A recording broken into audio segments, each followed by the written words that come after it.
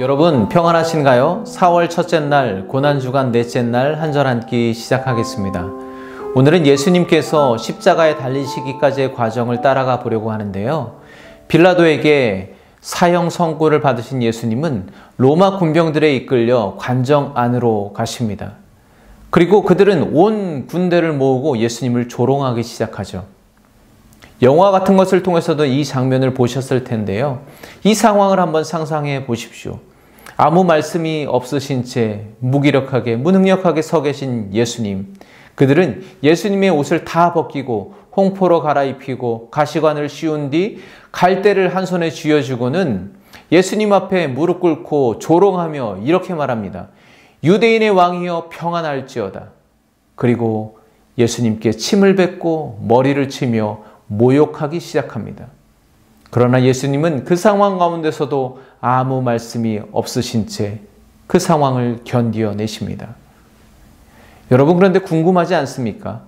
이미 예수님은 십자가형이 선고되었고 지금 당장 십자가에 처형되어도 되는 상황인데 왜 그들은 굳이 예수님을 이끌고 관저 안으로 들어가서 이렇게 모욕적이고 수치스러운 행동을 하고 있는 것일까요?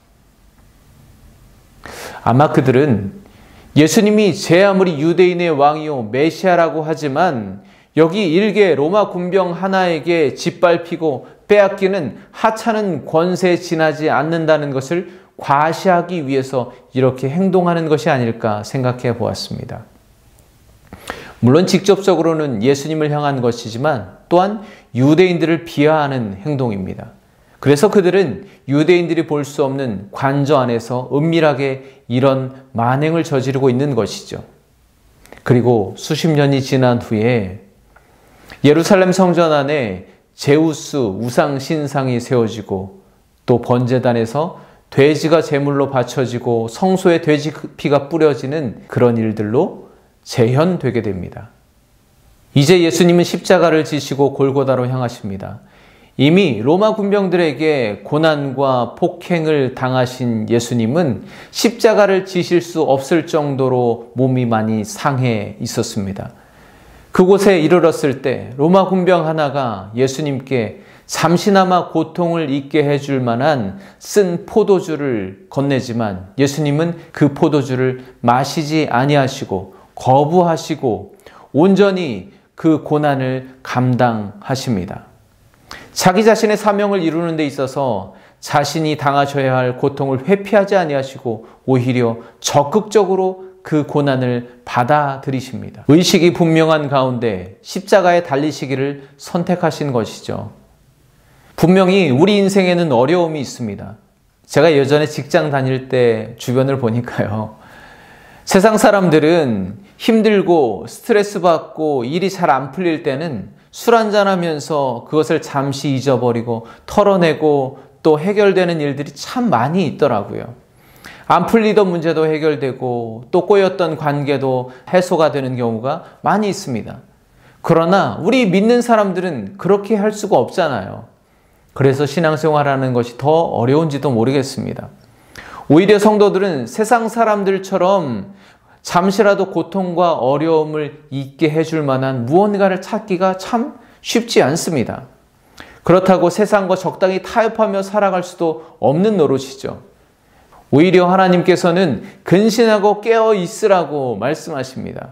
고난을 회피하지 말고 그 문제 가운데 고난 가운데서도 하나님을 더욱더 의지하여 하나님의 말씀에 순종하라고 말씀하시는 것이죠. 죽음 앞에서 잠시의 고통이라도 덜어내줄 포도주마저도 거부하신 예수님처럼 우리도 세상 속에 그리스도인으로 살아가면서 한순간 잠깐 찾아오는 그 유혹을 단호하게 거부하고 오직 믿음으로 승리하실 수 있는 믿음의 경주를 잘 감당해내시는 우리가 되기를 간절히 소망합니다. 이제 예수님은 십자가에 못 박히십니다. 로마 군병들뿐만 아니라 많은 사람들이 십자가에 비참하게 매달려 있는 예수님을 바라보며 조롱하기 시작합니다.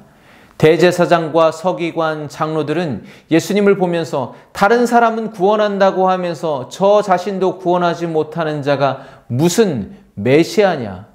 그 자리에서 내려오면 우리가 믿어주겠다고 그렇게 모욕적인 언행을 일삼습니다. 그렇게 비참하게 십자가에서 죽어가는 자가 어떻게 하나님의 아들 메시아일 수 있냐고 조롱하고 있는 것이죠. 예수님과 함께 십자가에 못 박혔던 강도들조차 그들처럼 예수님을 향해 욕을 퍼붓기 시작합니다. 그런데 여러분, 이들의 모습이 3년 전 광야에서 예수님을 시험했던 사탄의 모습과 꼭 닮지 않았습니까? 그때 사탄도 결국은 예수님 자신이 하나님의 아들이심 메시아임을 증명해 보라고 시험했던 것이 아니었습니까? 즉 예수님은 십자가에 달려 죽으시는 그 순간조차 사탄의 유혹에 맞서셔야 했다는 것입니다. 저는 이 장면을 보면서 참 하나님도 너무 냉정하시다, 무심하시다라는 생각을 해보았습니다. 어차피 예수님께서 십자가에 달려 죽으실 것이라면 아까 로마 군사들의 조롱과 채찍을 당하시는 거나 그리고 이 십자가 위에서 온갖 수치와 유혹을 당하시는 건 굳이 그냥 지나쳐도 되는, 없이 하셔도 되는 일일 텐데 왜 이렇게 당신의 아들을 철저하게 수치와 고난 가운데, 유혹 가운데 밀어넣고 계신 것일까? 하나님이 참 무심한 것처럼 보이지 않습니까? 여러분들은 어떻게 생각하시나요? 그런데 여러분, 여기에 놀라운 하나님의 계획이 있음을 발견할 수 있습니다. 십자가 예수님을 향하여서 추악하고 모욕적인 생각과 말들을 내뱉고 있는 이들을 통해서도 하나님은 당신의 뜻을 온전히 드러내고 계시다는 것을 우리가 알 수 있는 것이죠. 맞습니다. 그들의 말처럼 예수님은 정말 다른 사람들은 구원한다고 하면서 당신 자신은 저주받기를 선택하신 진정한 메시아이십니다. 예수님은 십자가에서 그 놀라운 하나님의 구원 계획을 이루어내고 계신 하나님의 아들이심을 증명하고 계신 것입니다. 십자가에 달리신 예수님의 머리 위에는 이는 유대인의 왕 예수라 쓴 죄패가 붙었습니다. 물론 그들은 예수님의 죄목을 사람들에게 보여주며 조롱하는 의미로 그 죄패를 붙였을 것입니다.